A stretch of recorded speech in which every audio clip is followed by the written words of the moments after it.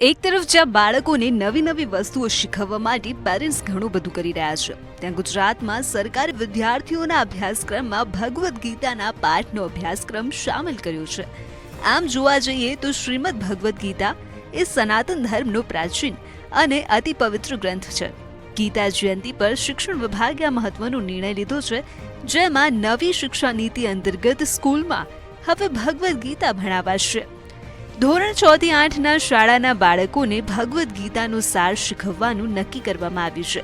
શરૂઆતમાં તો ભગવદ્ ગીતાનો અભ્યાસક્રમ સરકારી શાળાઓમાં લાગુ કરવામાં આવશે અને બાદમાં તેને ખાનગી શાળાઓમાં પણ લાગુ કરવામાં આવશે. આવતા વર્ષથી ધોરણ 9 થી 12ના વિદ્યાર્થીઓ માટે પણ તેનો અમલ કરવામાં આવશે અને બાળકોને શાળાથી જ જીવન જીવવાની નવી રીત શીખવવા માટે આ અભ્યાસક્રમને સામેલ કરવામાં આવ્યો છે. કેમ કે ભગવદ્ ગીતા માત્ર એક ધર્મનો નહીં પરંતુ તમામ ધર્મોનો સાર છે.